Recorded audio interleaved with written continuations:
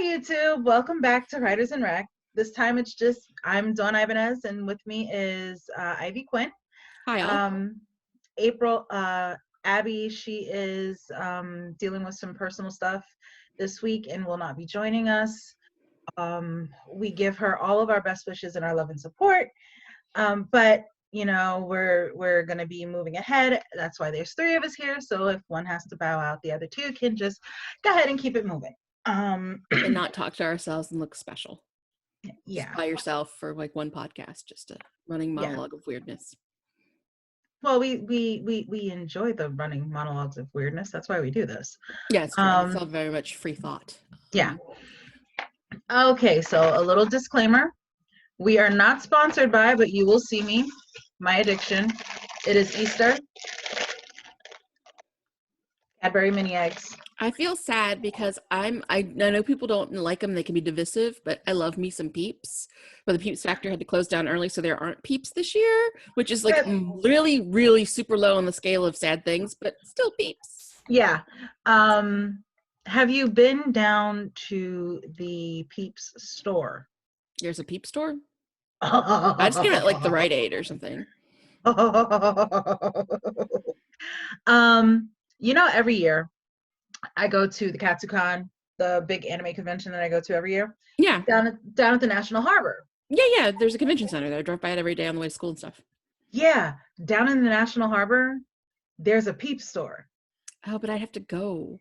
If I'm that desperate for Peeps, I might get some on the remainder later, but I don't know if they're essential food products. So they don't have a nutritional value there. I'm done. I know, but still. They're just marshmallows and sugar, which is why they're the best. Yeah. And it's actually pretty funny because I sent my father one Easter. My father likes to get the Peeps let them dry out. Let the moisture dry out and let them get all nice and crunchy.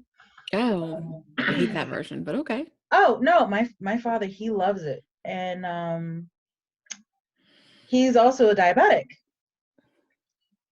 And so I got him the sugar-free version one year. My mom got me those once. I'm not a diabetic, but I do have PCOS, so like we watch my sugars, but they're not the same. No, here's where it gets funny though. Remember, I said my dad is someone that likes to let the Peeps sit out so they can get crunchy and get hard. Oh, do they not dry if they don't have sugar? No, they don't dry out at all. Oh, that's kind of weird. He's like, these things stayed squishy from April when I gave them to him until like July. Oh, so it's some sort of wonder material we're not supposed to know of from the scientists. He's like, those things are scarier than Twinkies. Like Twinkies, Twinkies and cockroaches and just sugar-free Peeps after this. Yeah, that's all that's going to survive when Galactus decides to show up in July. We were mentioning all the things before we started that have been going wrong in 2020. So just the highlight of things include most of Australia on fire. Of course, the pandemic, the 30-year high in locusts per plague season of like locust swarms in Western Africa. And now part of the exclusion zone's forest in Chernobyl is on fire, which has raised the ambient air radiation 16 times to its normal level, even for being in Chernobyl. So it's all going really well is what we're saying. So if the old ones come back next month, you can't really be surprised. I'm expecting kaiju. I want to see my big robots. I put in the time with Gundam Wing. I would rather Hulu, but you know, maybe 2020 can accommodate both because it's been a shitty year. Which also brings us to today's topic, which is dealing with craft. The first couple of times we talked about what we like with more as readers, but right now we're talking about what is stuff for us with the craft of writing, and it's, you know, writing through adversity or when everything seems to be going wrong, because I feel like a lot of people pretty much globally are feeling like there's a lot of stuff on my plate right now. And yeah, they just don't know what to do. And I know I've come across a lot of my own friends who they'll sit back and they'll be like, with everything going on, I just do not feel like writing. Or I don't know how I can get through A because of B. And it doesn't have to deal with what we're talking about, things from our own experiences that we use to cope. Um, Again, it's on us. You know, what I do might not be what Ivy does or what Abby does or what anybody else does. Um, I know I have the year of 20. Well, we'll continue with the introductions of leading into the conversation before I get really into the conversation, because we're going to delve into a touch of personal info with me as to how I deal with it. But yeah. Yeah, and I think I want to say a couple of disclaimers here. I feel lucky because hopefully, if I can keep my parents staying home enough, they're getting to the point where they're a little stir crazy. And they're like, as long as I wear gloves, I can go to the grocery store. So I'm still trying No, to. no gloves, no gloves. Gloves are the worst. I know. I'm trying to get them to understand, and they're like, we can still go out. I'm like, but why don't you just let me go out every week or two, and for the one quick and done. But they're starting to get more like, oh, we can just rush out. I'm trying to convince them that exposure is bad. I was talking to my friend last night who's she's my best friend from grad school the first Yeah. time around. But she's a psychiatrist, so she's obviously a medical doctor too. And she's I like, they love should how be you going out. I love how you just like the first time around. Yeah, I know. I'm like, disclaimer, I've done it a lot. But so she's like, they should be going out. I'm like, I know, I don't even have a medical degree, and I know. But my disclaimer overall is that I've been very lucky. None of my family right now is affected.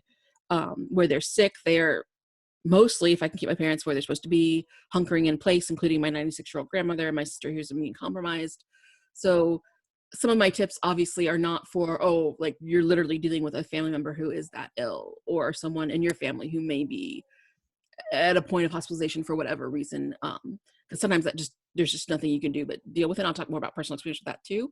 But like, take it with a grain of salt. This is more for people who are home, perhaps trying to wait out quarantine, but right now their biggest problem is perhaps readjusting to the new normal and not something, thank God, more serious currently. Yes. Yes, that is pretty much it exactly. Um, I live with my child, my 17-year-old child, and my mother. Um, my mother is 72 years old. She has arthritis. She has high blood pressure. She, in a normal world, I will say in pre-December, because for other various reasons, the world started imploding around Ivy and I on December 23rd, which we will not get into that Another specific time. date. Oh, That is a whole bag of cats that we are going to just seal that away and put it aside. Um, but say like November or so, my mother is functional. Um, she hasn't left the house since yesterday was the first time she left the house since March 17th. she's doing way better than my two 70-year-old parents. My mother also has blood pressure, so I wish I could maybe chain them down more, but that's Yeah. good strategy. Yeah, her job, she still works. She is very high energy. She is still, if you look at the woman, if you talk to her, you would never think she's nearly as old as she is. um yeah, it started getting real for her because a couple of people that she knew died. One of my cousins, I've always told my child that they are experiment number 626, because my family is that big. On my Gil and father's, Stitch jokes for the win. yeah. On my father's side, my father is the oldest of 13 children. And on my mother's side, she is the youngest girl of 9. Each one of my aunts and uncles have at least one child. I think between both families, it averages out to 3 kids apiece. So, Must be nice. We have a very small family, so I'm a little jealous. what I will honestly, I could say my cousin 20 times and mean a different cousin each time. But one of my cousins, their father passed away because of this virus. This is a gentleman that I have never met. by the time my cousin is older than I am. So the family schematics changed by the time I was born. Something that I'm not getting into, something that I was never privy to, but it's one of those, it is close to home, and it does make people nervous. um I myself am I consider myself slightly compromised. I am probably very compromised because of this respiratory problem that I have had, that I continue to have for months on end, that the doctors really don't have too much of a solution for, um, with this cough and everything, because you've seen it. This is the third video. I've been coughing during each one. And like I said, I'll get a cold in the winter, and then this cough will stick around until June, July. Um, but that's just the way it is. My 17-year-old, the doppelganger, I bought Persona 5 Royal Edition on the 31st, and that's it. It's all good for her, for them. I feel gamers are very good at being quarantined, but I also feel like some writers are too, but definitely gamers. Gamers and readers. Oh yeah, they're good. Yeah, right. Writers, every now and again, I think we have to like get out and look Get around. inspiration for the well. Yeah, like, because honest to God, so before I started working where I am, some of the best inspiration came from me just going out and people watching. So how can you people watch when there's no people? Um, that's where reality TV comes into play, and we can get into that. I don't know if you want me to get into that right now. I will side note when we get to the Rex part, which sounds horrible, but I am looking forward to this new Netflix series that looks like a hot mess of amazing. That's a reality show, so I will. Which one? It's coming out on the 17th. I got a note for it. It's something about the premise is these people are on an island, and you think, oh, it's just like Temptation Island, but they have to like not kiss each other or get together at all, or they'll lose money every time they kiss. So they've got to be extremely chaste on this island for like a month or something to make money. So it's pretty funny. I'll look it up in my emails in a while. But so yeah, no reality. Yes, I need to see that. Well, it doesn't premiere for another 6 days, but you can tell. I know what my Friday's going to be like. Yeah. Okay. Yeah, this is how our tangents run, ladies and gentlemen. But yeah, I guess first, before we sort of start talking about like working or trying to get back in the spirit of writing when everything is literally falling apart in biblical ways, is that we've had stuff happen, especially with you with removed family, but still family. Yeah. But we aren't. I would never advise someone, well, you just need to keep working or writing when someone they love is like literally in the hospital, because that's like a complete No, priority that's shift. not That would that's make not sense. happening. No. That's not happening. Anyone who says you can plow on when an immediate family member is in the hospital, when an immediate family member is dying, when any sort of tragedy is happening to an immediate family member, if someone says, oh, just get over it, you can move on, they are either A, President of the United States. Oh, yes, agree. You will find no 45 fans here. Yeah. Or they're like they're totally heartless and have no soul. Which is also A. But or I would say not. I might offer option C, where they've literally, for some reason, even though they don't have human empathy, can't even like extrapolate because they've never had a situation that bad in their personal lives. Like, I feel like people are like, oh, you can just work when someone's in the hospital in the like ICU or whatever.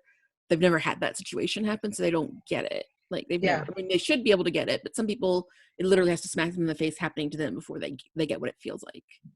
Yeah. One of my mother's supervisors, I got a little snappy with him back at the end of September because I had to go to my mother's job to get her to come home because her mother passed. Now, here's a little math for you. What was Here she, like, I 95? am. No, my grandmother was 102. That's impressive. I know that still doesn't make her, the loss Yeah. less, but that's amazingly impressive. yeah, and it's like we were all blessed that, she was around for that long. Um, but I went up to her job and I'm like, Mom, you gotta come home. And her supervisor's like, what? Yes, her mother passed away. That's the only reason. Epic tragedies are the only reason why you people see me in here. My mother works someplace where you have to have a certain type of security clearance to get in, unless you are a visitor with an extremely valid reason. So I'm like, okay, I went through 20 minutes of paperwork to go get my mother from her job. And her supervisor was like, wait, what? What do you mean? She has to leave? Yes, her mother died. But she has to leave? This Dude. is where I want to get on my anarcho communist rant about, in the most loving way possible, about how capitalism, we are the product and the productivity is, our master, and blah, blah, blah. I'll spare the rant. But I will say that I feel like even in the middle of Mm-hmm. essentially quarantine, I see a lot of like memes on Tumblr about like, oh, you should feel productive. Or I've seen people say on Twitter, like, oh, if you don't learn a new skill while you're in quarantine, then like you have to explain that to employers if you're on job interviews in 2021, assuming there are jobs again, um, whatever. And I'm just like, I've No, definitely you seen the don't. meme around other writers where it's like, oh, Shakespeare wrote King Lear in quarantine. I I think so. The main one that I saw was what was it? Newton discovered relative the theory of. No, no. I only know this because I really literally hate calculus. So I wish he hadn't discovered calculus Okay. during the plague. We didn't. I mean, we need it, but I hate it. So I'm like, if he hadn't, my life would have been easier in high school. But yeah, I'm like, you don't have to invent calculus. You don't have to write King Lear. Honestly, for a lot of us, we just have to survive. But I think for some of us, when we are able to start writing again, we feel like we have an outlet for some of our stress, even if it's Yeah. hard or the words are slow, or you may not even show it to anybody. It's just a draft that'll inspire stuff when you're in a better frame of mind later. I think for some of us, if we don't have that creative outlet, um, it makes our stress worse, and it makes us feel more, exacerbated. So Yeah. that's what I'm talking about. I'm like, don't expect, and it's insane to put the pressure on yourself to all of a sudden go out and write your greatest magnum opus ever in the middle of something this chaotic. You know what? If you're gonna write something, especially in this day and age, I will say this. In the time of the bubonic plague that's going on right now, and I don't want to use its actual term because I've been hearing from other YouTubers on their channel Yeah, how when you actually say the name, of that's what the cool that's when, virus. yeah, the whole yeah, if you say the actual name of the Captain plague, Trips. yeah, you end up trying to bury your video in their algorithms. So And I understand because they're avoiding people who are designing themselves to say false things about Captain Trips or the bubonic plague, but it's yeah, just something we'll have to do, not because we're being flippant, but because the algorithms are as they are. yeah. And to be honest with you, the more you get to know me, the more you will come to realize I'm kind of that flippant on the regular, but I try to be serious a lot too. Um my flippant is more of a jovial sort of thing instead of I tell other cousins of mine, like, I can be an asshole. I know I can be an asshole, but I like to use my assholery for good, not evil. Um Um, I mean, and that's one coping strategy. Like I have a couple, but one of them, just in general, is, I know this sounds weird, but gallows humor, sort of yes. blacker, darker humor. And I felt guilty about it at first because I was sharing the same kind of funny memes or just making jokes with my family. But my mentor at grad school, her father and mother were in um concentration, or grandmother were in concentration camps during the Holocaust. And I Hmm. do not believe her grandmother made it, but her father did. But she's just saying, in the history of her people, in the history of the Jewish people, one of the reasons comedy grew out of them, and so many famous comics growing up in the, especially last century, but like, Mel it's just, Brooks and yeah, it's a culture of being funny because it's how they've really found a way to cope and deal with extreme struggles that I couldn't begin to presume to understand. But Yeah. that it's okay to have some levity even in horror, because sometimes you need a catharsis and a break, even if it's a different emotion than just abstract horror. Than abstract horror, you need to be able to like take a minute and make a joke. So if you've made a joke, it's not, you're not a bad person. You're trying to give yourself a minute to like take a breather, and it's a completely normal human reaction and coping mechanism. Yeah. I'm sorry. Something just came in on my phone and I'm going to mute it because, yeah, for reasons. Yeah. Um, So I think step one is you don't have to be Isaac Newton or William Shakespeare right now. You probably aren't when there's not a plague. And it's okay to be funny. Like it's okay to take a breath and make fun of how, because there's things in this that are ridiculous. Like yeah, how toilet paper is apparently the new currency, and if I invested in enough of it, I could send my nephew to Harvard because I'm all hail toilet paper. balling. And how like 3 weeks ago you're like, that's not a big deal. Now you're like, my kingdom for toilet paper that's 2-ply. It's Yeah, weird, the things you didn't expect. I'm sitting there, I'm looking through TikTok, and I'm like, how bored are you people? Where they have these videos of they take rolls of toilet paper and they stack them up in front of their doorway Like to Jenga. see how high the cats will jump over them.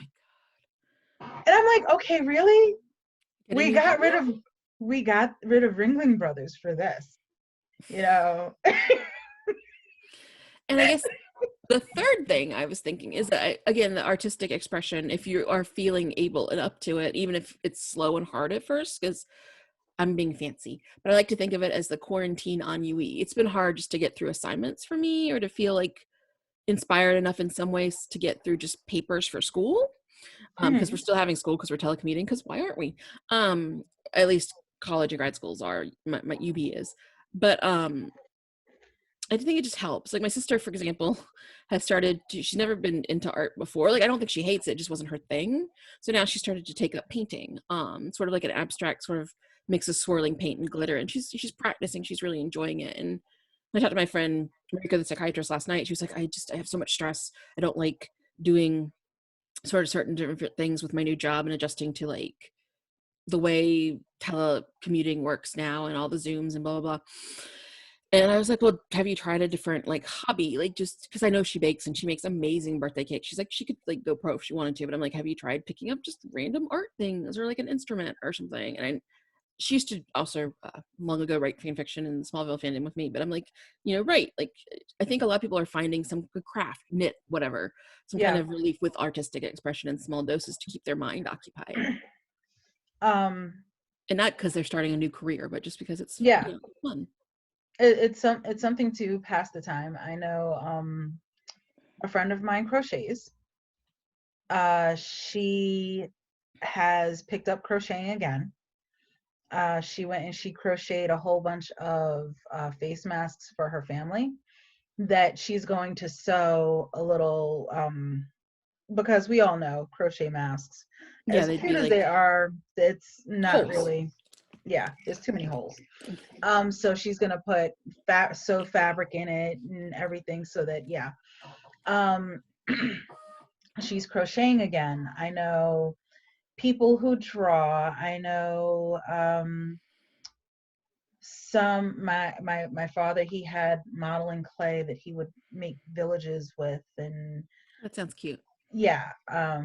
But again, my dad is damn near he's very talented. It's one of those things where it's like frustrating because it's like I love it.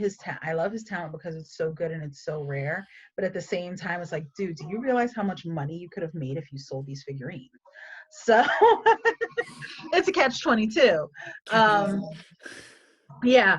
Um, I have so many arts and crafts around the house.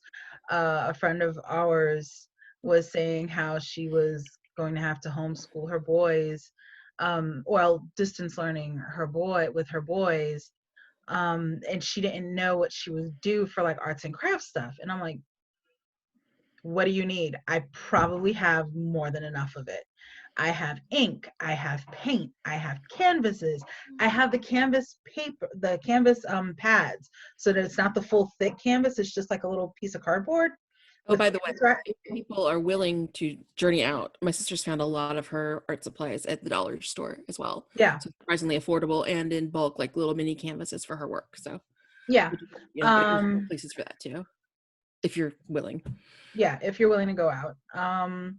I have cloth for sewing. I have Ida cloth for embroidery. I was doing cross stitch. I was someone who collects hobbies. Um, So your every, hobby is hobbies, which is very meta. yeah. Um, in the past few years, let me see, this year and last year, I was trying to focus on my writing. So usually between February and September would be like the only time I could get any writing done. But I have collected the hobbies of baking. Thank you, How to Cake It, and Man About Cake. I have picked up uh, cross stitch. I think I spent about a good $200 on Etsy, just getting all of these little patterns and everything, because it's like, I must buy all the patterns. I'm that way about pre-made ebook covers. We won't talk about it, but it's addiction when you go, I'll get something pretty. And then it's like, Yeah. awesome. I have paint, like I said, painting, calligraphy. I was about to get into calligraphy. I took up bartending. Um, A very so worthwhile skill, especially in the apocalypse, I must say. yeah, pretty much so. Um, so yeah, it's like you have, I'm someone that I need to keep my mind busy. Photography is another thing that I picked up, and one channel that I follow, I love this dude. He is a great dude, and I would love to just hang out with him and his friends for a while. But a YouTuber named Peter McKinnon, he started a Peter McKinnon challenge, a PM challenge. I think the hashtag is like PM photo challenge or something like that. I forget the exact hashtag right now. Please forgive me. Where on Tuesdays he issues a challenge like, hey, go around your house, still practice social distancing. The topic of the week is blank. Take your picture, edit it, post it with that hashtag, and I may be able to get to reviewing your photo on my video next week. So like doing stuff like that, participating in little challenges. There's little challenges all over. In April, for writers, we have the Camp Nano, Yeah. The stay home where Rimo, right? yeah, Hashtag stay home Rimo. yeah, stay home Ramo. And there's also, and because it's Camp Nano, Yeah. where you set your own goal, where you try to go as much as you can to complete this goal throughout the month of April. Not so much to get 50,000 words like in NaNoWriMo in November, but get as many words as you can. Put a little project, make that your goal. I gave myself, because I'm in the middle of writing another book, I gave myself the goal of write 2,000 words a day. So far, I am about 25,000 words into the challenge of writing 2,000 words a day, because there were a couple of days that I wrote like 3,000 words because I knew Final Fantasy VII was coming up. Get those buffers in now, people. Yeah. Yeah, I get the buff. I would get the buffer in, because I know today may be a bust after we finish recording here. And tomorrow, Easter Sunday, yeah, that's definitely gonna be a bust. I ain't gonna even lie. I am not gonna lie. I'm gonna be probably chained to the stove. And I Um, would say that it's not just because I've been sort of getting back into writing with a lot of fandom writing, because that's sort of easier for me to reorganize, because I've been off of writing anything probably since really November, December, because of that one thing we won't talk about, but also because of just school sucks, and doing a thesis sucks, and statistics suck. So math is not great, Sir Isaac Newton. I don't care what you say. But I've been doing fandom writing. Currently, I write for Lucifer. That's what I do, as far as fandom. But I've noticed it on Tumblr, because I'm also apparently a 13-year-old girl, is that there are a lot of challenges that are like not fandom specific, but fandom general, just things to like try different exercises or different one shots or different ideas you might not have tried for 30 days and like stay home in April, that kind of stuff. So even if you're just writing, maybe not professionally, or at this time not writing something just to be writing, but maybe within a fandom or just for fun, with Write less pressure. limericks. Yeah. Then Write there's a lot limericks of and post them in the comments. please do, actually, that would be amazing and funny, and I'm sure it would be lots of things.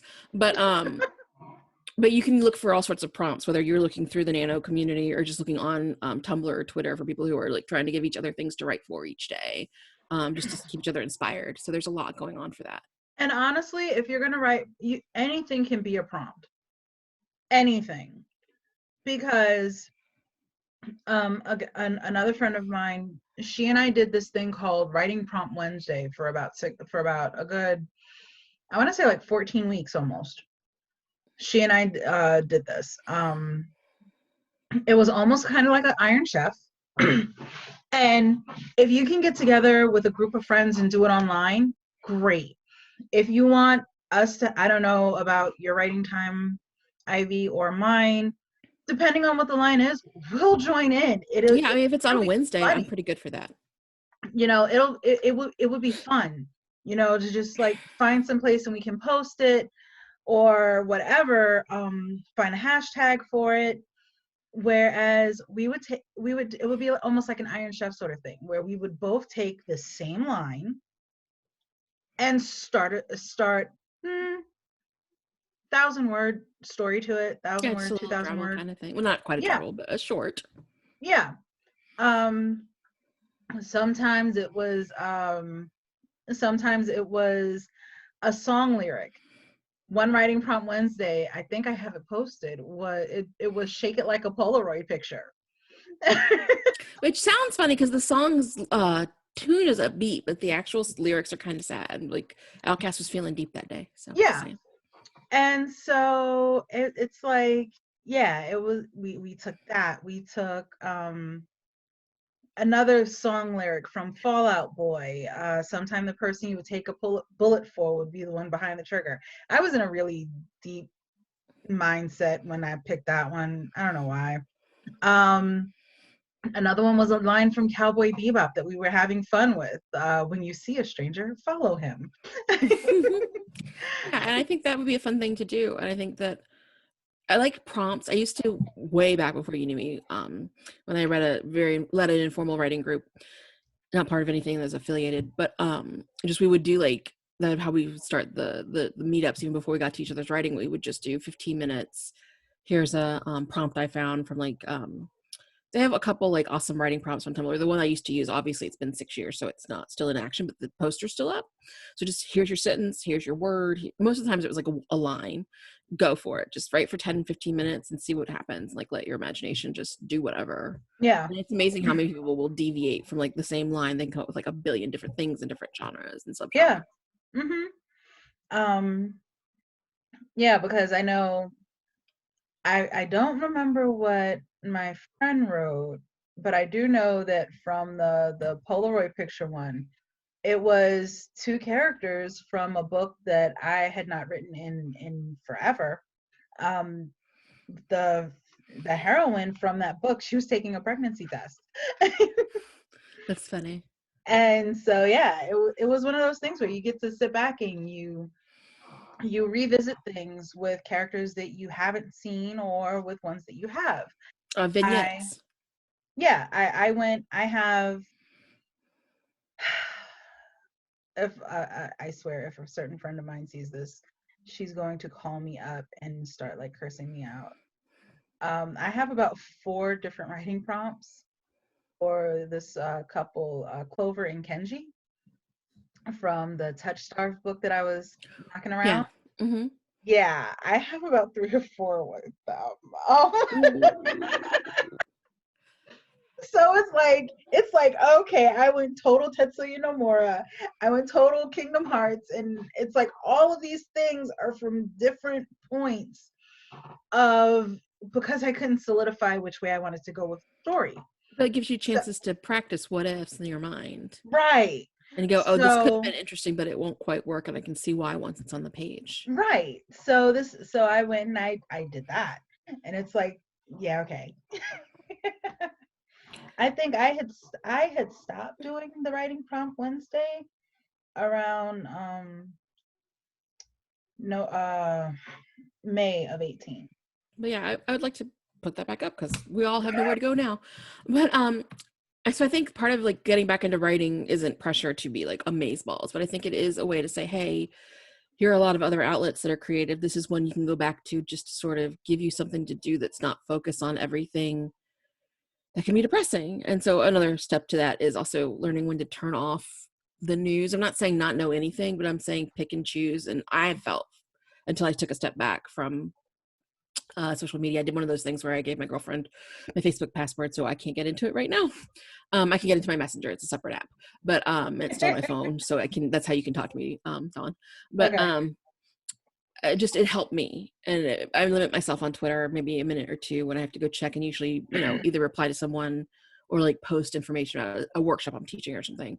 But like limiting that and then getting news mostly from local sources or like the BBC or something quick enough to say, okay, this is what's going on today. Oh, I need to wear a face mask now, like the little things. But I think there is this temptation that there's such an overflood of news that you feel like guilty if you don't listen to all of it. But I think taking a step back and not overflowing with it, so you kind of wear yourself out, because this is unfortunately a marathon and not a sprint with how this is going to go, and like pouring some of that extra hour, you might have watched the evening news again, or you might have watched Ciuttolini talk because it's useless anyway and it shouldn't be called news. But instead of watching that presser and going, or preventing yourself from throwing large heavy objects at your TV screen, you can just sit down and try and like drabble or write a story or outline a fic or something that gets your creative juices flowing and that you can control. Um, I stopped really focusing on the news, like the news in 2016, I can understand. because between all I'm not someone that likes getting political a lot. Again, I am not a supporter of the president. I am not a supporter of the current situation that the government is going through right now. um it was making me angry, and I can be a very passionate person, and all of that anger was turning me into a person that I did not like. I don't want to be the person online attacking people because, you know, not even because we have different points of view. It's that not only do we have different points of view, but you are blatantly disregarding and being insulting to my point of view, which is what things devolved into. Um, so I had totally just stopped watching it, and plus there were also the things going on with Colin Kaepernick and the NFL, and the the thick blue line, I will say, where everything with police corruption, police brutality, police everything versus Black people. And again, it was making me angry, and I couldn't bring myself to get people together and have them be happy when I was that angry all of the time. So I stopped watching it. I have Good Morning America on my Facebook. I have News and Guts, Dan Rather's offshoot, for on Facebook. I have other friends who share more than enough news articles to Which keep is me up why to date. my friend Marika was like, you need to stop now. I'm like, okay, I'm gonna take a step back. Yeah, But yeah, I get it. yeah. So, oh, and I'm not talking about just you. Oh, I Mar- know, but it's just that you've I go to you. been taking right now. I go to you for the cute animal memes. I Um, know. It's like, here's a bat and a lemur. Not necessarily in the same pair, but I'm just like, here's more lemurs. Take them all. yeah. Here's a sloth. Here's a lemur. Oh, sloths are great too. Sorry. But no. I just couldn't get out of that mindset because my child's father is a 6'2" black male, and he drives a very nice car. And we were at an era where he lives about 3 hours away from me. I was paranoid that because he was a black man driving through Virginia in a nice car, he could get pulled over and then shot. And what if my child was in the car with him? So I couldn't. I could. It was either function or let it go.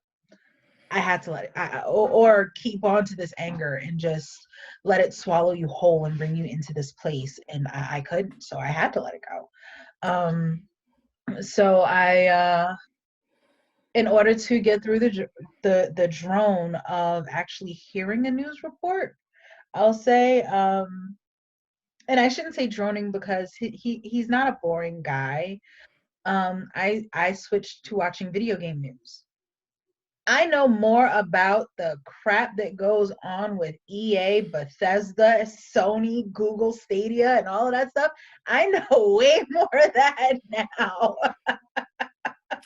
than I ever did, because if you feel like you need that droning, like I have to hear a news report, I have to hear something, you can find people on YouTube. Young, yeah, he is great. I love him. He is he's one of the more funnier individuals, but he can have a very monotone Ben Stein-esh sort of voice where when he reports it. He doesn't put any real.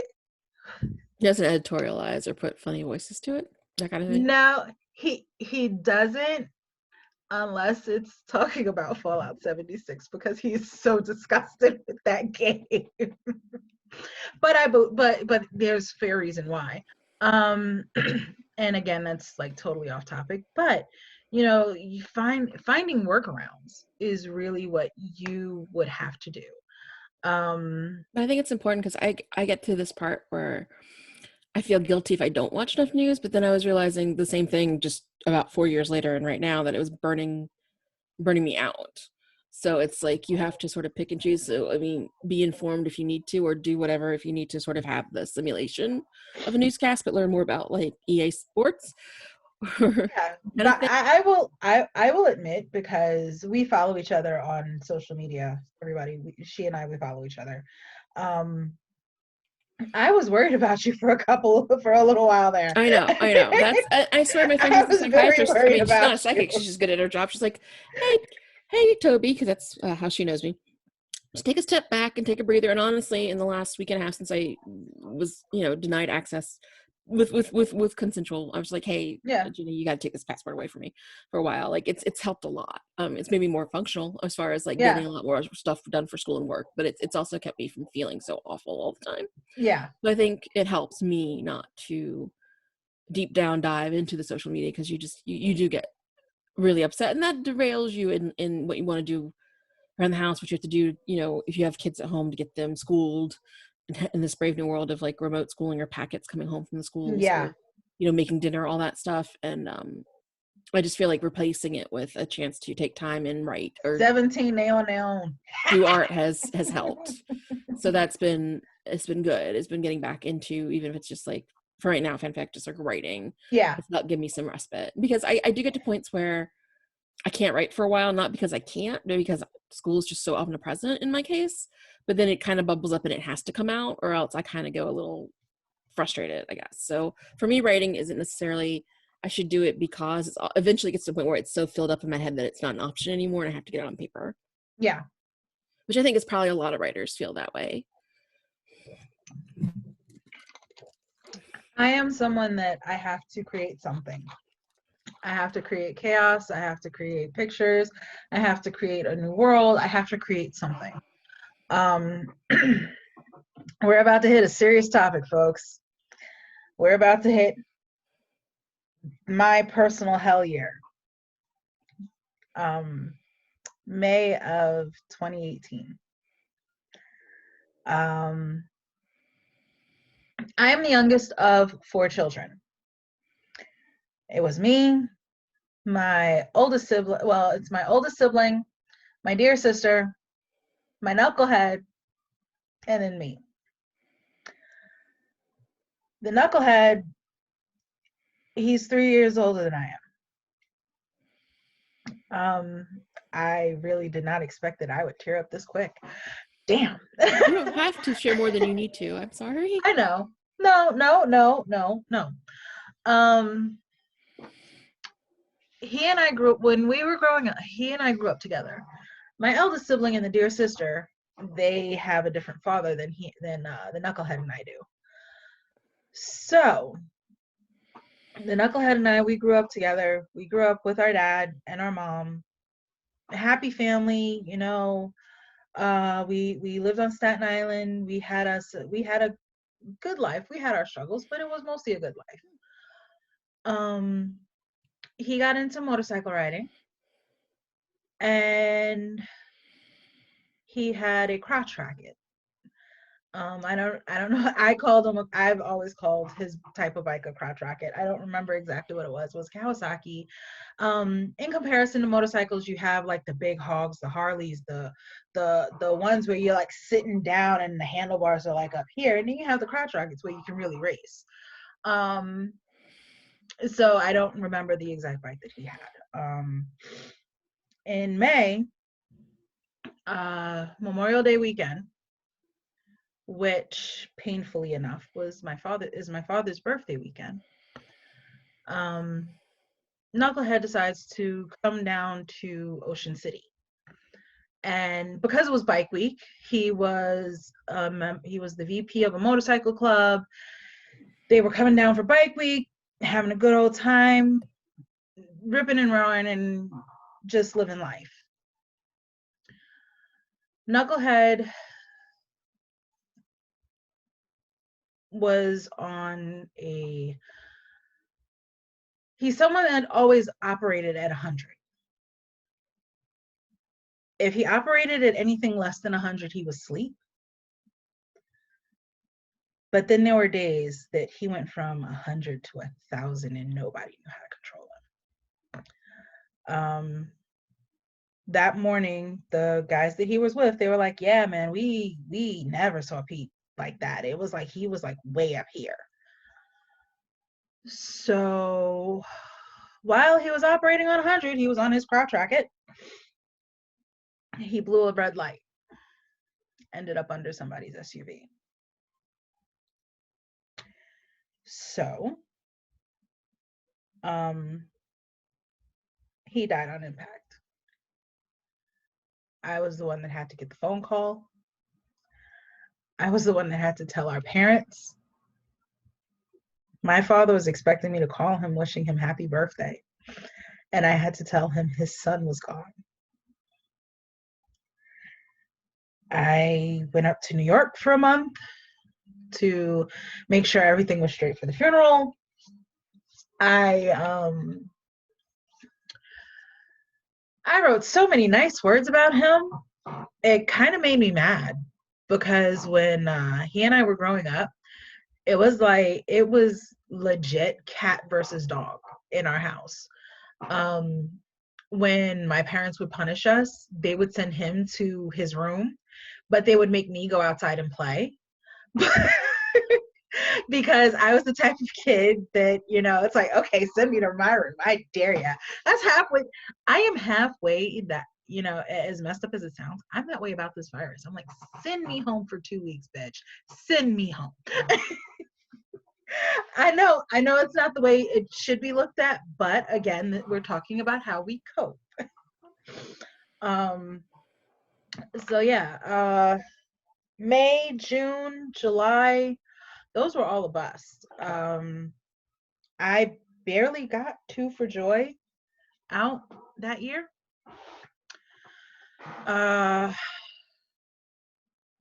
September, I had gotten 2 for Joy out, which was a book that I was writing.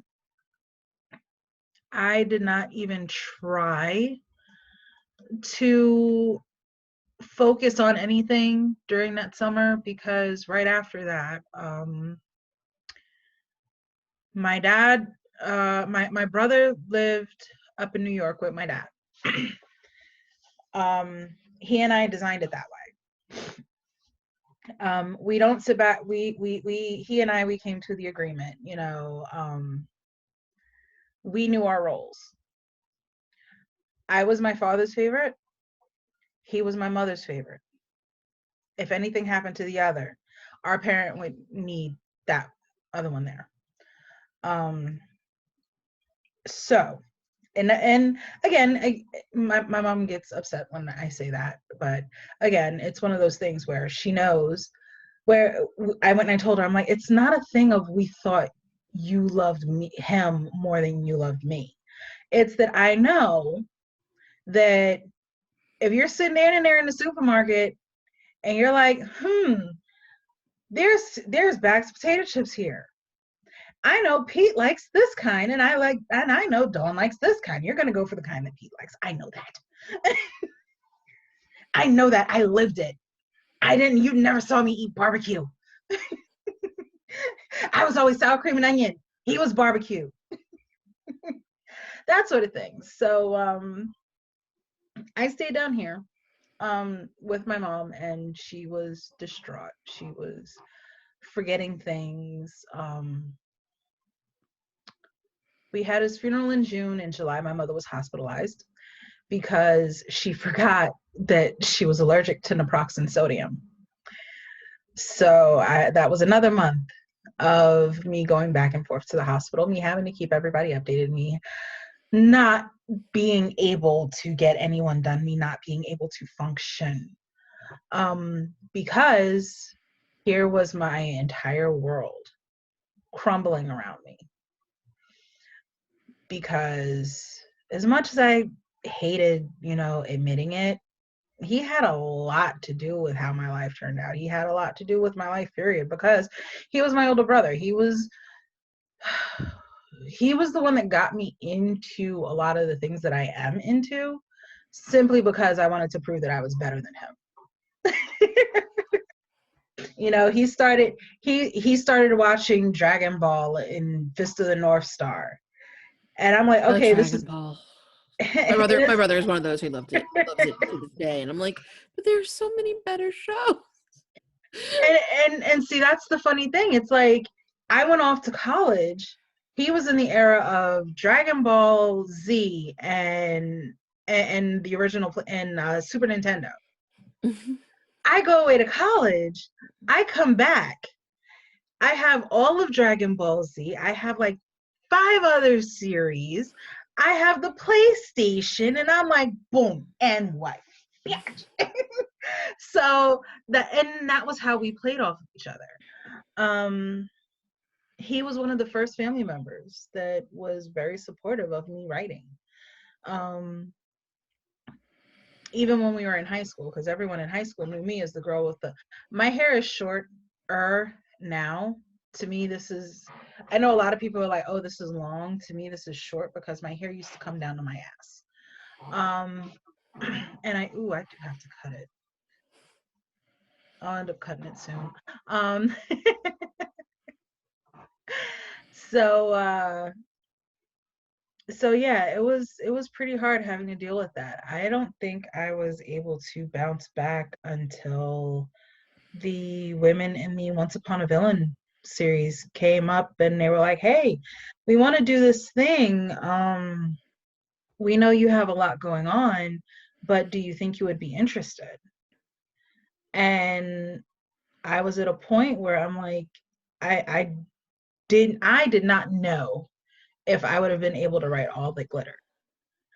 All That Glitters, I forced myself to get off of the sofa, to get to the computer, not to open Google, and just start writing. Because there are times where you have to sit back, and there are times when I miss him, and there are times when I curse him out, and there are times that I sit back and I wonder why it had to happen, why it didn't have to happen. Um, it's a whole thing. I didn't go through it as badly when my grandmother passed this past September. I do know I put my family on notice. My mother's side of the family, I put all of them on notice. I'm like, okay, in 2019, no, in 2018, I had to tell her her son died. 2019, I had to tell her her mother died. If anyone of you want to die, you tell her your damn self. So It's proactive. It's a proactive way to get those ghosts coming in. yeah. So I'm like, I'm done. I quit. I'm through being the bearer of bad news to my mother. So yeah.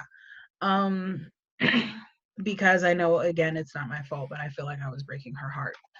Um and as a child, that is not something that you want to sit back and feel, you know. But again, that is not the reason why we're here.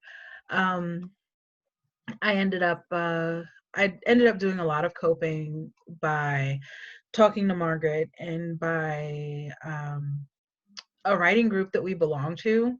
Ironically enough, they helped me stay together because as long as I was doing stuff for them, it felt as long as I was doing stuff for other people, I could move forward.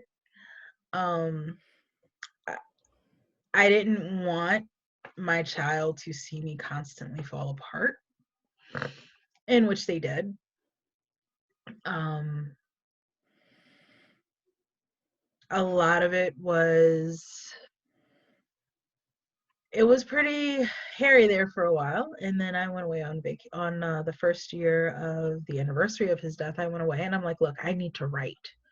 I need to get off I need to just sit back and write. So I went and I did something that he would have done. I went on a vacation by myself to Virginia Beach. I stayed on the beach because I can't bring myself to go to Ocean City. I will probably never go to Ocean City. I I went and I went parasailing. So there's a video on my own personal YouTube page. There is a video of me parasailing, and that was on the 1 year anniversary of his death. So um yeah, with my grandmother, my aunts were all furious with me when I was talking to my grandmother before she passed, and we were leaving her house every year for Labor Day. We go down to my grandmother's because that's her birthday. Her birthday is September 2nd. So we always went down to her house for Labor Day weekend. That has been the way, that is the way our family has rolled since before I was born. So her 100th birthday party, we're all down there and we're all having us a good old time. And then we're saying our goodbye. The weekend ends. We're all saying our goodbyes. You know, I give her a hug. I give her a kiss on the cheek. And she's like, okay, well, you behave. And I tell her, I'm like, okay, I'll behave badly like I always do. And then she's like, uh-huh. Yeah, because that's the only way you know how to behave. Yeah, pretty much. I behave badly. This is true. And she and we had a talk. And I went and I told her, because she was feeling some sort of way because her friends were all passing because let's face it, totally, totally different generation right there.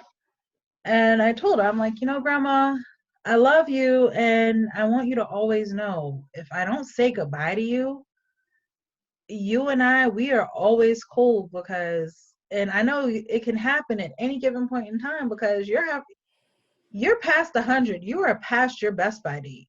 So, so you That's what I see say what about my grandma. She's currently 96. And I'm like, people don't even think you're in an age category anymore because you're 96. yeah. So bless your heart. Yeah, so I'm like, you're past your best by date. So I know at any given point in time you can go. And I don't want you to stick around just because you feel the need that you need to stick around for my generation because yes, we do love you. Yes, we do need you. But if you don't want to be here, you can say bump all y'all and go. Don't feel any sort of way. When it's your time, it's your time. I'm not rushing you or anything like that, but don't sit back and try to fight and hold on and be like, oh, I need to be here for A, B, C, D, E. No, don't do that. Don't do that. And then so of course my aunts were just like, that damn Dawn went and said that mama over here passed her Best Buy date. They don't even know what no Best Buy date is. Really? Okay.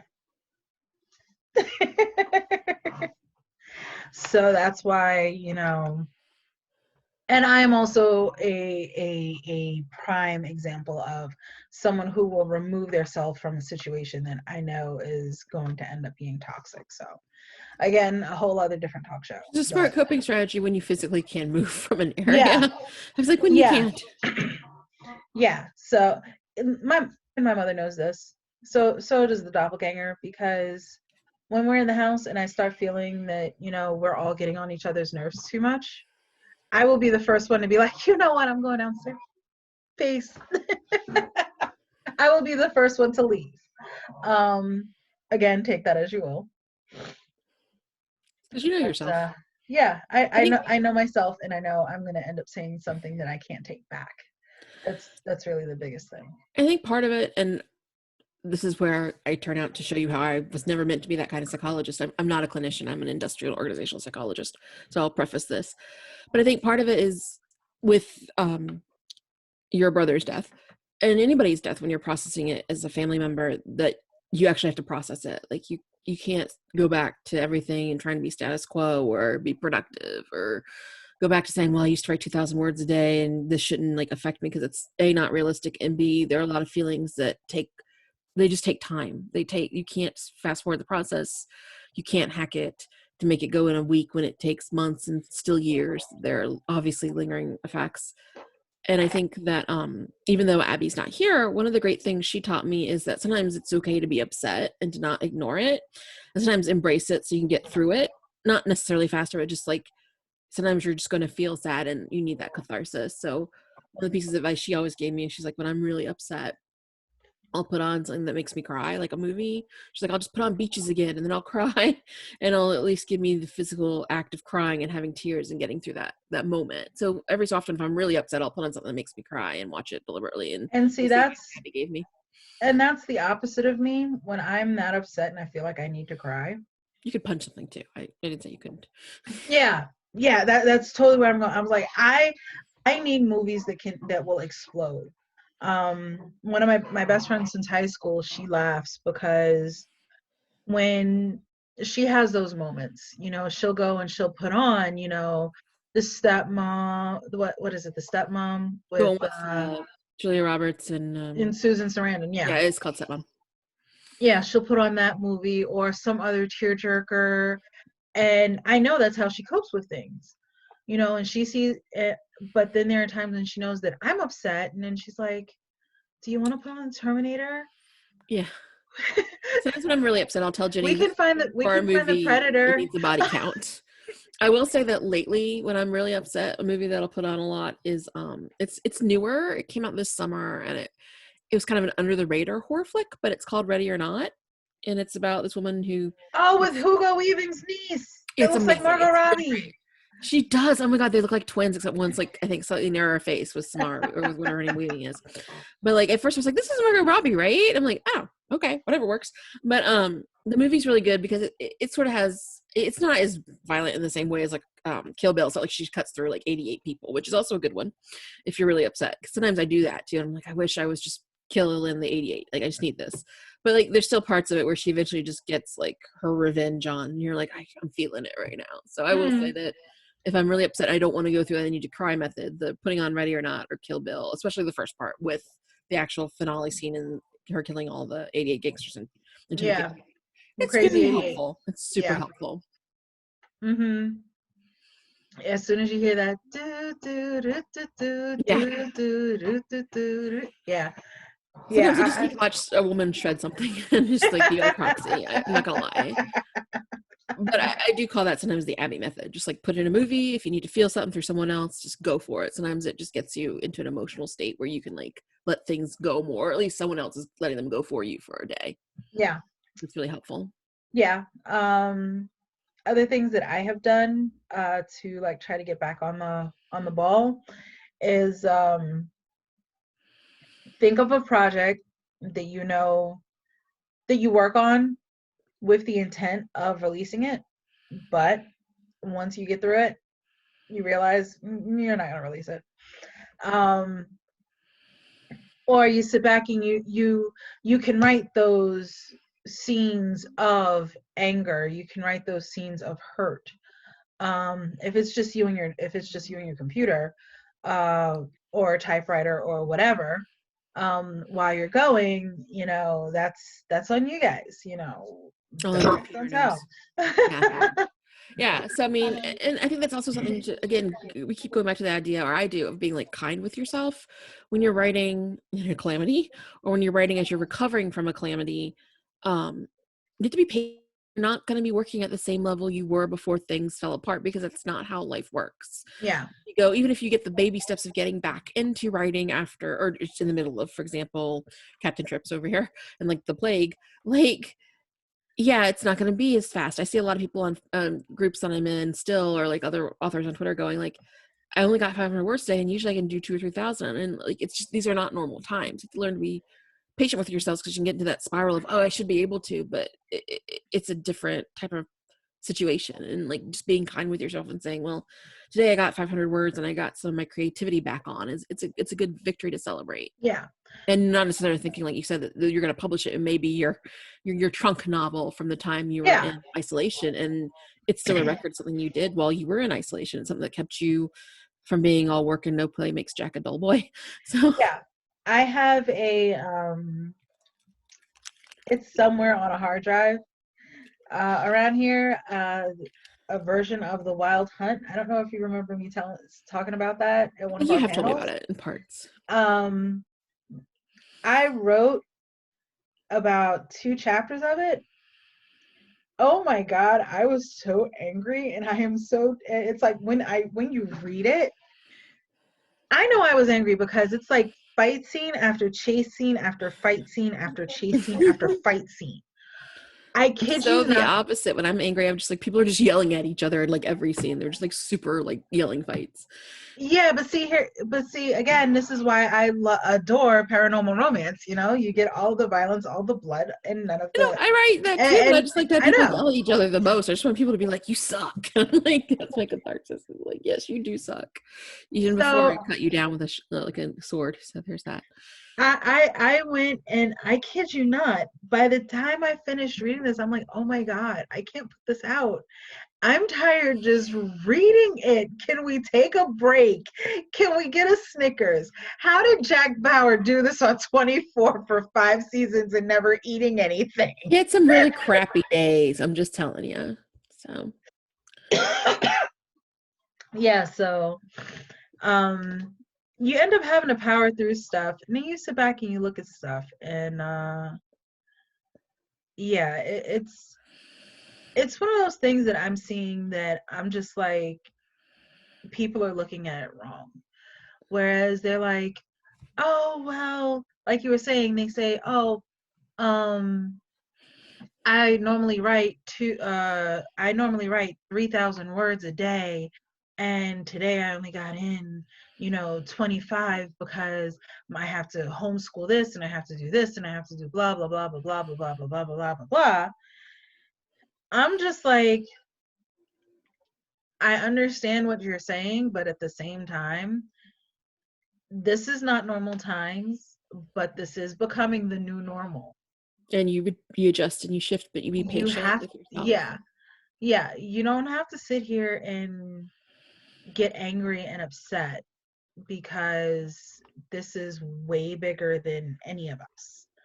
Um, the bubonic plague has hit everyone. Yes. Um, but we can't sit here and complain. The You can't sit here and complain and then quantify um the schools have all canceled. My child was a high school senior. Now they're not going to have prom and this, that, and the third. And it's like, okay, people are dying. Yeah. You, I get what you're. It's like I get what you're saying, but at the same time, do you understand what you're saying sounds like? And it quantifies, and again, we're never dismissing the horror of this, because even if someone you know isn't personally dying or you aren't sick, which is good, I'm very glad that that's not happening to you. I swear it. Yeah, There's financial, there's so much going on. I know people from friends' companies who've been on furlough, people are working reduced hours, people, I have a lot of colleagues who are about to graduate, because one day I will, but I'm a slow graduator. December, but doesn't matter. I didn't graduate in May because there's no ceremony, so I win anyway. But the point is, they're like, how am I going to find a job? There's no professional student. job market. A lot of the jobs aren't taking anybody. They're freezing things, and so there's a lot of other worries on the plate we didn't touch. But I mean, your economic worries, your worries for your children and how they're going to deal with their educational situations, your older parents if you're sandwich generationing, your own health, worrying about people who are, I mean, those are all valid, and they're all things that are going to take precedent. I just think seeing this not as, I need to be productive, I need to get X pages out, I need to keep my production schedule, blah, blah, blah, blah, blah, I need to write King Lear. It's not the way to frame it, but to frame it, say, geez, I need an outlet. I just need 30 minutes, and it's okay if they're crappier words than usual. I just need an outlet. Just like my sister gets out her paints, and she's only been learning for a month, and she just puts it out there because it soothes her. I think the power of art to soothe people is really important, especially right now. And you know what else and I don't know if you've noticed this, something that I've noticed is that once you get started writing, for if you set a certain amount of time and you start writing, you get quicker. Yeah. I was never one, I would be one to, before before everything happened with the knucklehead, before May of 2018, I was someone that would sit down and I would write whenever I felt like it, whether it be 1,000 words here, 1,000 words there. There was one weekend that a friend of mine was very upset with me because in a week and a half, I wrote 20,000 words and didn't write again for another 2 months. So I confess I'm a binge writer too. It happens. I mean, I had to learn to just binge on command all the time because I was a ghostwriter at the same time, but it'd be like, I have a month to write something, but I really just wrote it in a week. So yeah, and that was like upsetting because I'm like, why am I not selling? Why can't I put out stuff and blah blah blah blah blah. And then everything happened with the knucklehead, and when that happened, kind of a Stephen King thing happened to me where I'm like, okay, yeah, I see that eyebrow. I'm about to explain. I just wanted to see what clarification. I hope it wasn't like freebasing cocaine and drinking scope bottles from the 80s. That's all. Long story short. The freebasing might not sound like a bad idea sometimes. No. I love Stephen King to death. I love On Writing. I love most of his work. I know his endings are terrible. He's a pantser. It happens. But I would not emulate his substance abuse issues in the 70s and 80s. I'm glad he... Oh, God, no. No, I would die. That's not a path I would emulate. So no. What I mean is, and I want to say it was 96, he was almost killed in a car accident. Yeah, I remember that happened. He was hit by a van. It's really serious. Yeah. After that happened, he sat down and he finished out the Dark Tower series. Now, again, I know a lot of people had issues with the endings and everything. Yeah. So he basically took it as that car accident was his wake-up call. If something were to happen to him, not only was he dying and his wife would be out of a husband, his kids would be out of a father, but also his characters would never get their book. So he took the opposite George R.R. Martin approach, is what you're saying. Yeah. Sorry. Any day now. Any day. When's winter? It'll come. It'll come. And he was like, it's not fair to the characters. It's not fair to the fan for me to just sit here and lollygag about when I could be putting forth an effort to getting this stuff out. So I went and I was given the opportunity to join the opportunity to do Once Upon a Villain. And I picked, everyone that knew me was a little surprised that I didn't pick Maleficent, because she's like normally my go-to villain. But I'm like, no, I don't want to sit back and give Maleficent a happily ever after. Not yet. I might be able to now, because what I'm doing in Stolen Moments. You're gonna get a kick when you read that. I'm very excited, to be honest. But yeah, and I made Maleficent a Black woman. So yeah, that's gonna be fun. Yeah, I had to adjust to a new normal, and I had to adjust to, okay, I need to put this out. Here is a deadline. Here is when this needs to be done. Here is when that needs to be done. Here is when the other needs to be done. So I had more structure. And because I had that structure, I was like, okay. I started writing in half-hour sprints. And I was getting like 4 to 5, normally between 400 and 500 words. Okay, that's not bad. No, it's not bad. That's not bad at all. Then I started lengthening them to hour sprints. And the hour sprint, I would average about maybe 600 words. Now, because I would start to get tired. Yeah. So I didn't realize it at the time, but through trial and error, now I could sit down.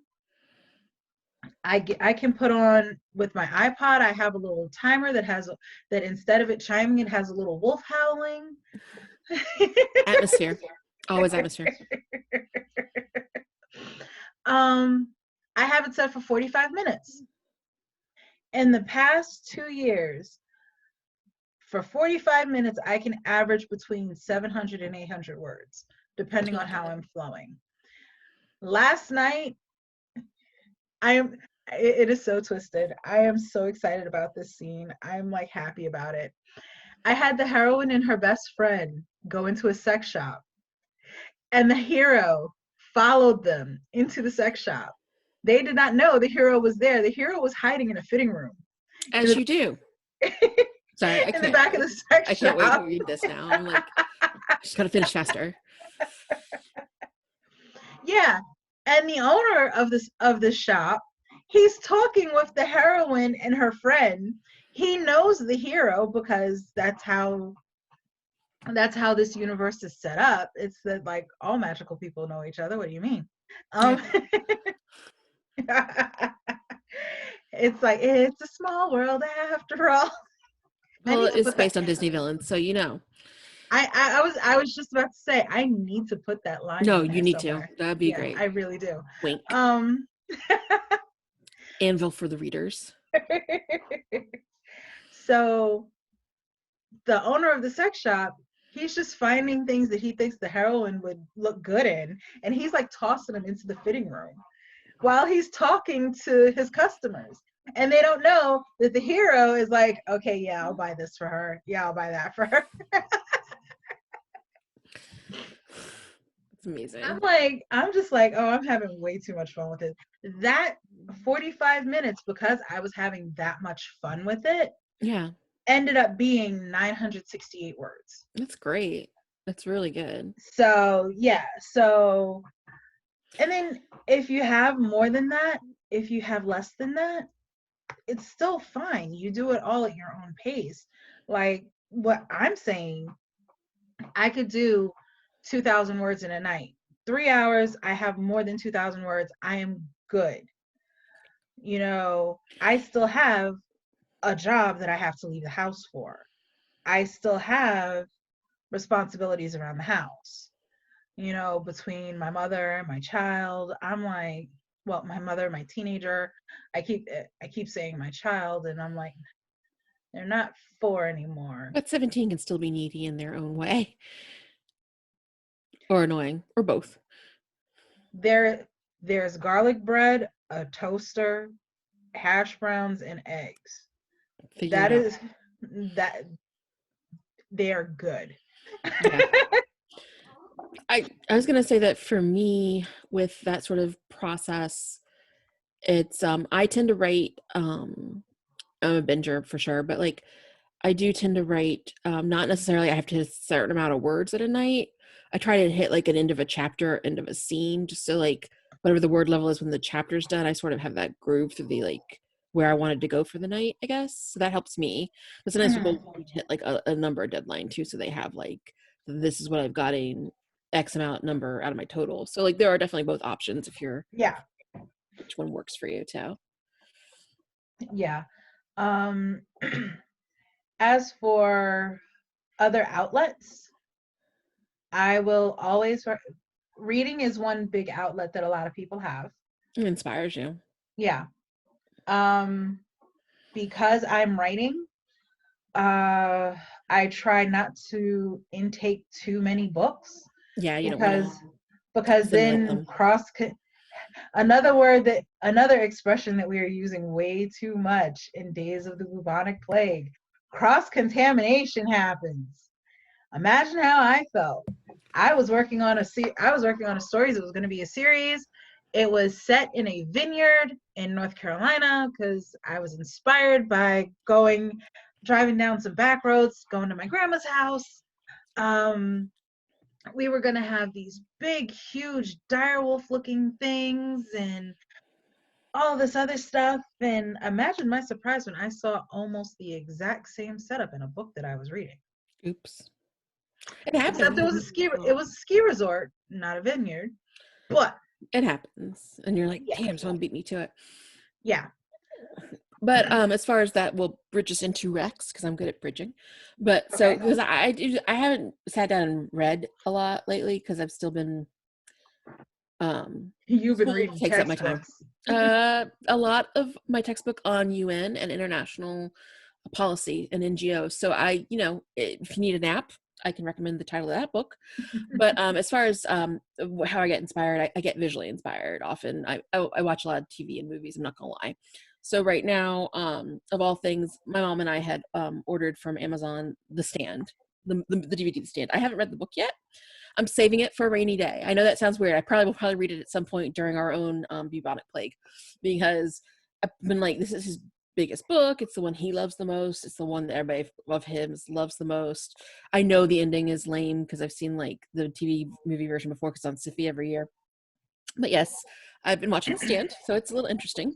But I also watched Netflix has That a bugged the hell out of me when I I was a know kid. ending is awful. I'm like, oh no, No, okay, I don't even remember the ending. don't spoil. Here's where it bugged me out. I was in the seventh was I think it was the seventh grade. I was in middle school, Yeah, it's been junior high school. Yeah, yeah.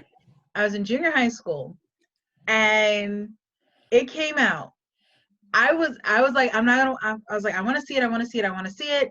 My house was on a big no horror movie ban And this is like because CBS made for TV, so guys, it's yeah, only so bad. yeah. So that's why my father was willing to go for it, 1994 right? television standards. Yeah. Here's where it gets hilarious. My one of my aunts recorded it for me because it was on way too late at night for me to Yeah, sit there and watch it and then go to because it'll go to like school. 11 or something, Yeah, doesn't it? Yeah. yeah. So she recorded it for me. I binged it on a weekend. Mm. This was the time of the Ebola virus. Oh no. Yes. And Oh, and it I is go, hemorrhagic. it gets better. The I just finished seeing news reports about how the Ebola virus was taking out so many people. I had just finished binging The Stand. of all things on TV for the entire flipping weekend. You were not in a good place. I walk out of my house and there was 7 crows perched No, along the that's of, terrifying. of, The along the main light pole mascot, so to outside. speak, for the bad guy in that for Randall Flagg is a raven or a crow. So that's pretty ominous to get 7 of them. But it's been interesting. It's dated. There's stuff in there I wouldn't have done, obviously, but and it's just funny because it's made for TV, but it's still some of it still really stands up. I think Gary Yeah, Sinise's performance is especially good, but he's always pretty good in everything he they're does. making a So new one. hopefully when we can make movies and stuff again after the plague Yeah, is over. But yeah, I think it's gonna be what's his name?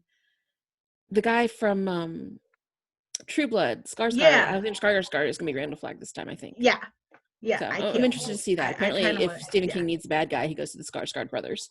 So that's been fun. You can order that. I also watched The Platform on Netflix last night. It's a horror movie from Spain, and it sort of takes the allegory within Don Quixote, and it works through this sort of futuristic prison. It's a really interesting setup. So it's kind of like if just bear with me, it sounds not as interesting, but I swear it's like if Cube and Parasite and Don Quixote had a baby with a lot of violence in it. So it's really interesting, but it's a really interesting commentary on like greed and capitalism and Okay. just but it's as bleak and interesting a prison setup as I've seen since the movie Cube. It's the most interesting prison I've seen since Cube, which Yeah. it's a 90s cult kind of thing that I've always been a fan of. And then let me look it up in my email, but I will find what's coming to Netflix soon, which is the if you just need to park your brain and people watch by proxy, it should have it in here is the ridiculously The Non-Temptation Island. yeah, it's the whole opposite of Temptation Island. It's called somewhere in here. Oh, I found it. I could say the email. Oh god, it's even dumber than I remember the title being.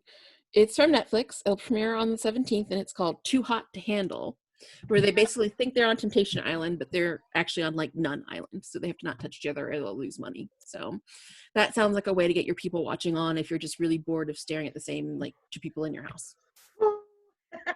From the network that brought you Love is Blind comes another completely stupid dating show idea. So sometimes you just gotta park your brain. Anything you want to rec for the day, Dawn?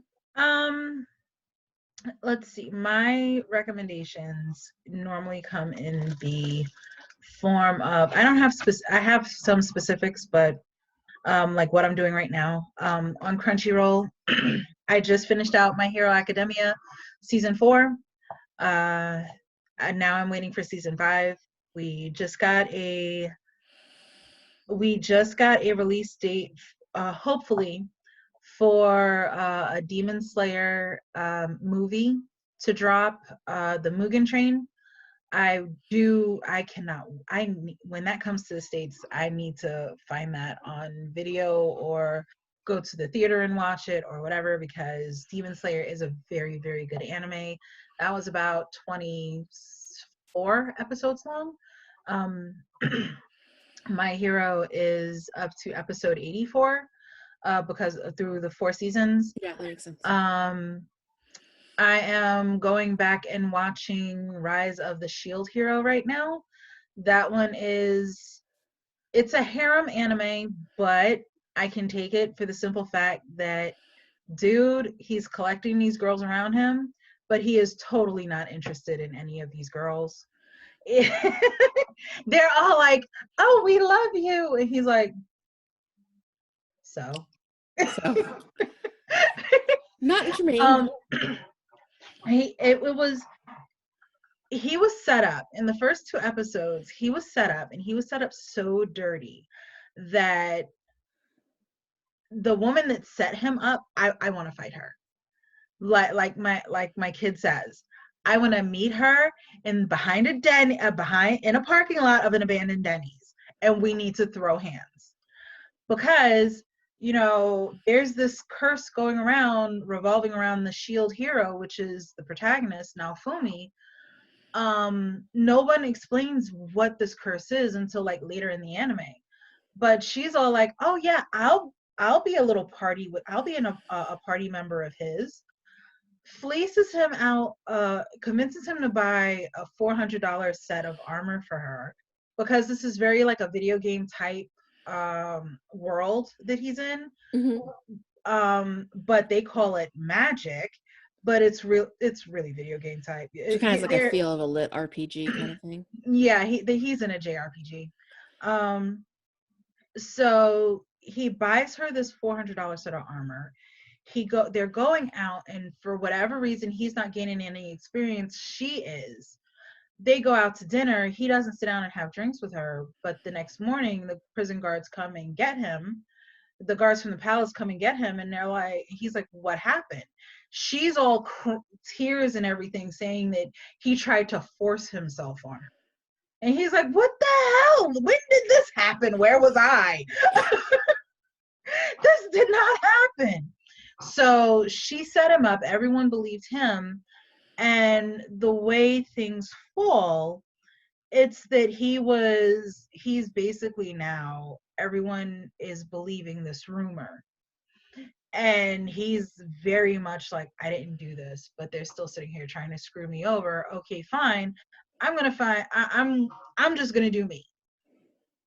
And so with him trying to become a hero, gain more power, and do the things that he needs to do so that eventually he can hopefully go home, he ends up collecting different party members that are all girls, that are all girls and young women that are devoted to him for whatever reason. And they are somewhat romantically interested in him, or they are all like, there's one that she basically sees him as her dad. So again, this was going back to, what was it, episode 1? The harems, as long as it's that staggered variations of love, instead of the, oh, I just want to jump your bones. Yeah, we don't have on Too Hot to Handle Island. God, I can't wait. So I'm definitely saying that next week you will get an update, at least for a couple of the episodes of Too Hot to Handle, because I think nice, horrible. And also we might look into starting some of the Prompt Wednesdays, just for like Twitter write-ins, and getting your groove on for 15 minutes at a time. Could be fun. Yeah. Yep. Oh, video game wise, I may or may not be around too much. I am still trying to uphold my 2,000 words a day. Again, it's a 3-hour block. I'm still trying to hold on to that, but I've been out, right?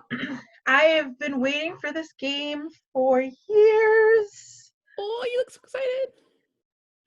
Final Fantasy VII Remake. It's so good. It is so good. It's so pretty. Well, then it's great that there is a bubonic plague, because you're ready to stay home and not out of your cave anyway. So yeah, get the 2,000 words in, and then wait till my mother goes to bed, and then play until tomorrow. That's probably the one that's more so going to happen. Is me playing and not going to bed until like 4 o'clock in the morning. Okay, then you have a good plan ahead of you, and I will see you next week. Same bat channel kind of stuff. Alrighty. As far as they know. Alrighty, YouTube. And for our normal closeout, we will sit back and we will urge you to comment, like, subscribe, hit us with your limericks. Come on, I want to see them. Oh, I have one. Oh no. Yeah. Oh, this one is so horrible. It's wonderful. I love it. It was from the anime Black Butler.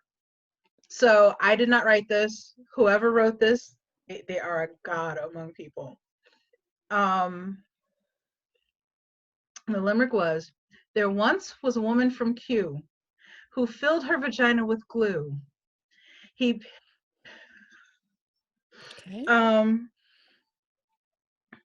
Oh God, what was it? Oh, now you can't finish it. No, I remember the last part. There once was a woman from Q who filled her vagina with glue.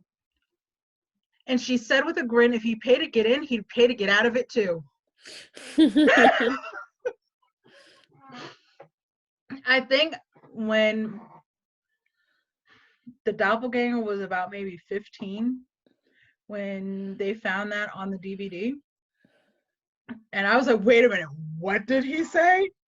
And she's all like, I don't know. She's trying to like back out, like Danger Will Robinson. Yeah, Danger I know, Will right? Robinson, shut it down. The parent is in the room. I cannot have this around.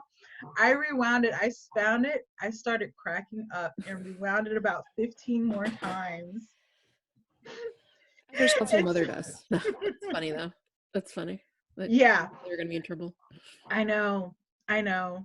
I know. Well, So yes, yes. please give us your best limerick and try not do that one. All All right. right. So Howdy like, beats. subscribe, keep an eye out, hit the icon, and we will see you all next time. All Bye right. guys. Ciao, ciao.